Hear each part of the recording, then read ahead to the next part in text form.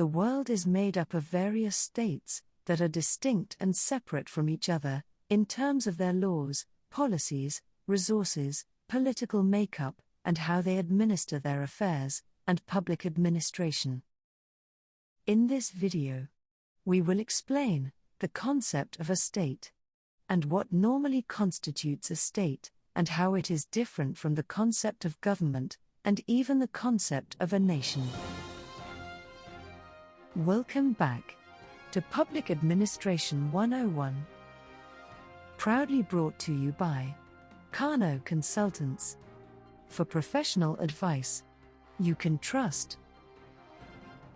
As indicated, in this video, we will provide a simplified summary of what constitutes a state, by first defining what a state is, then explaining the characteristics that define a state.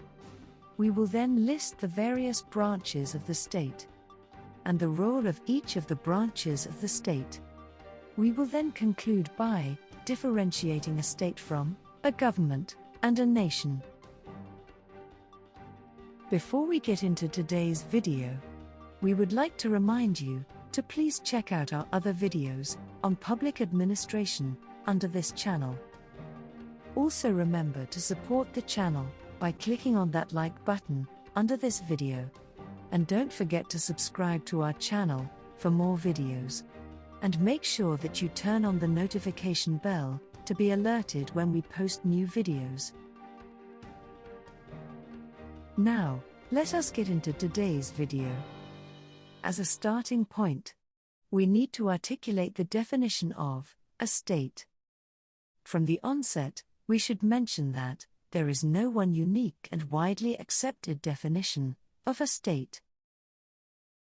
The most commonly used definition is by German sociologist Max Weber, who describes the state as a compulsory political organization with a centralized government that maintains a monopoly of the legitimate use of force within a certain territory. Accordingly, Max Weber essentially defines a state as a human community that successfully claims the monopoly of the legitimate use of physical force within a given territory. This approach conceptualizes a state as an institution or set of institutions that exercises supreme political authority within a geographically defined territory. A state has also been defined as an internationally recognized demarcated territory with a self-governing permanent population which enjoys independent political sovereignty and international recognition. A state can be characterized by the following four, yet distinct factors, which are population, territory, government, as well as sovereignty. Each of these characteristics will now be explained in detail. It must be mentioned that a state cannot exist without people. This means that a state must have a population, regardless of the number of this particular population. Such population may, or may not, share general political beliefs, but the ones that do, are sometimes considered the most stable. The next characteristic is that a state must exist within clearly defined territorial borders. These borders determine the size of the state and the area it can govern. The size of the territory may change due to the acquisition or cession of land, through political negotiations, purchase agreements, or by being overtaken by force, such as during a war. Another characteristic is that a state must have an established government. This means that it should be able to develop laws and have the capacity to enforce the same within its borders. Government allows the state to establish a social order, provide public services, and to make decisions that affect the living conditions of all people living within the boundaries of such state. The government should also be recognized by other states globally. The last characteristic of a state is that a state must be sovereign. This means that A state should have the full right to govern itself, without interference by external entities. The sovereignty of a state means that a state has full and absolute power within its territorial boundaries.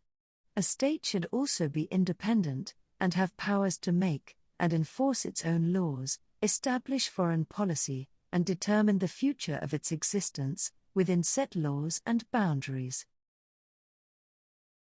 From these characteristics, it is clear that a state can only be considered as state if it is independent within its own geographical territory, which has a population governed by its own laws, established and enforced by its government. Most states can be divided into 3 different but interdependent branches, which are the executive, the legislature, and the judiciary. The executive branch comprise of the president, who is the head of state, and the head of the national executive. The president is empowered to exercise his executive authority along with other members of the cabinet, who include the deputy president and his ministers. The executive is responsible for developing policy and account for their actions and policies to the legislature. The next branch is the legislature, which comprises of the parliament, and which in South Africa is constituted by the National Assembly and the National Council of Provinces. The legislative branch is primarily responsible for passing laws and ensuring that the members of the executive perform their work by holding them to account. The next branch is the judiciary, which is made up of the courts of law, such as the Constitutional Court, the Supreme Court of Appeal, High Courts, Magistrates' Courts, and other courts established or recognized through an Act of Parliament. The head of the Constitutional Court is also the Chief Justice of South Africa.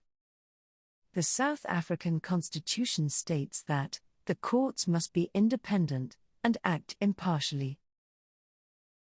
Organs of state, such as Parliament and the executive, are expected and required to assist in protecting the court's independence, impartiality, dignity, accessibility, and effectiveness.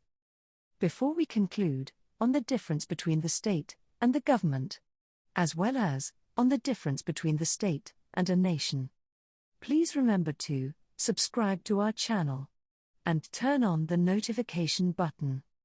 In conclusion, is there a difference between a state and a government, and a difference between a state and a nation? Although these terms, state, government, and nation, are sometimes commonly used interchangeably as synonyms, some academics consider them different.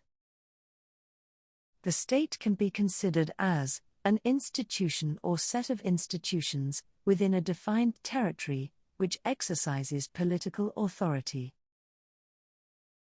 The government, on the other hand, is a particular group of people responsible for the administrative bureaucracy that control the state apparatus at any given time.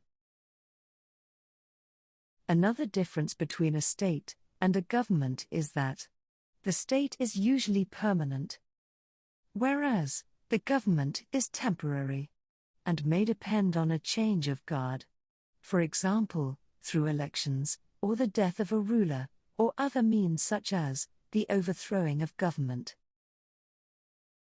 A state can also be distinguished from the concept of a nation, in which a nation refers to a group of people who inhabit a territory and may share the same culture, values, tribe, beliefs, and have the same nationality. While a state refers to a territory that has its own population and institutions performing certain duties. Thank you for watching. This video on the concept of a state was proudly brought to you by Kano Consultants. for professional advice you can trust. Don't forget to like this video and subscribe to our channel for more content. And remember to turn on the notification button to make sure that you don't miss out when we post new videos. You can also connect with us by following us on social media at Consult Kano, and continue the conversation by leaving us a comment below, or tag us on social media using the hashtag #ConsultKano. Thank you for watching. Join us again next time for another video. Until next time, please check out these other videos under our channel, or you can click here to watch these videos.